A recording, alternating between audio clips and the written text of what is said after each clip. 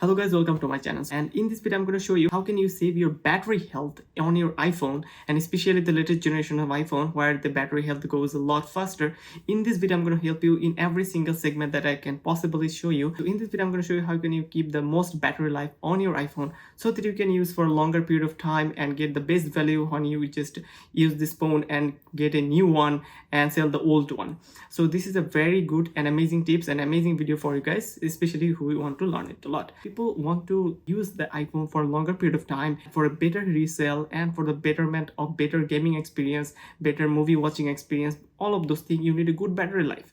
Okay, so how do you maintain a good battery life so that you can get the most out of your iPhone that you love and want to use it for a longer period of time? So there are basically 7 steps that you can follow to maintain a good and proper and healthy battery life on your iPhone. The first thing is that use a good cable, good original cable that comes with the iPhone, and then you need to use a proper adapter. You can use a 18-watt fast charger or 21 fast charger, whichever you use, or you can use Anchor charger, but you have to use the original proper charger. I always prefer the original adapter from the iPhone. So 2 things, the cable and then the adapter, very important. And then we have the power source. Wherever you just connected your port, make sure that it is not connected to multi-plug directly. It may hinder your performance in charging because it is directly connected to any power source, which might have some problem in it. If you have a lot of voltage interference, it might have some problem. Always try to charge it on a proper port that you can plug your adapter and it has some proper voltage output. Okay, so it maintains a proper health and proper output from an adapter to your battery charger.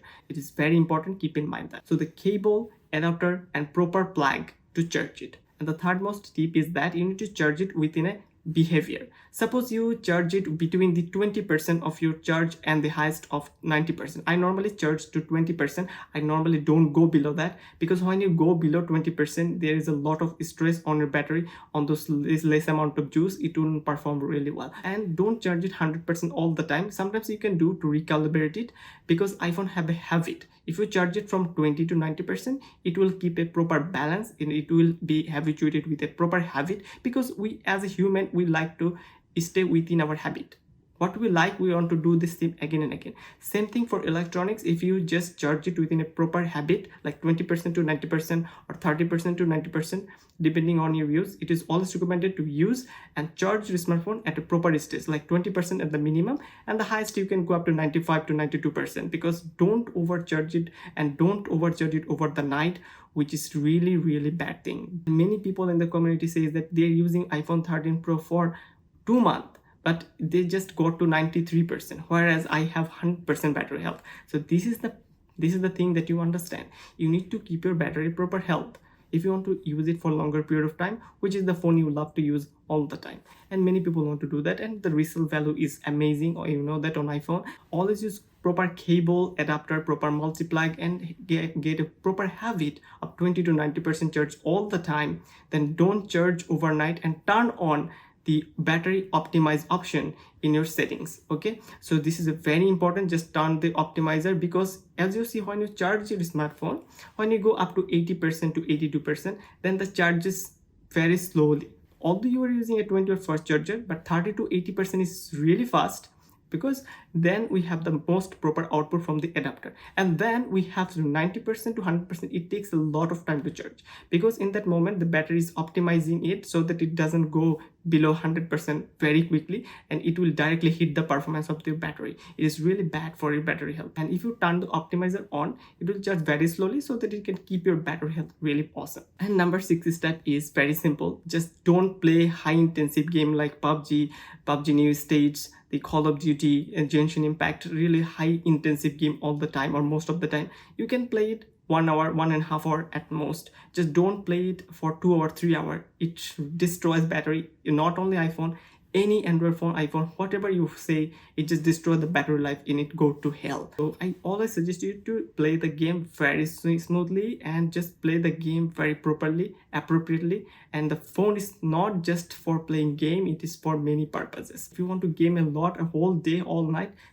just buy a desktop PC, man. So don't destroy your iPhone, because this is the thing that you use for a longer period of time, and you need to resell it. So you have a lot of purposes. You need to use for photography, for daily blogging, or maybe some study purpose, or you're connected with your friends, and playing some simple game all the time. And the last one is just don't charge when the smartphone is very hot. You just play 3 hours of PUBG and your phone gets really hot, 3 hours and 4 hours of gaming, and in this moment your battery is in very hot temperature. The processor of your smartphone get really hot. In this moment when you charge it, it really hinders the performance of your iPhone, especially the battery life. You need to cool it down for 5 or 10 minutes and then you charge it. It is really awesome.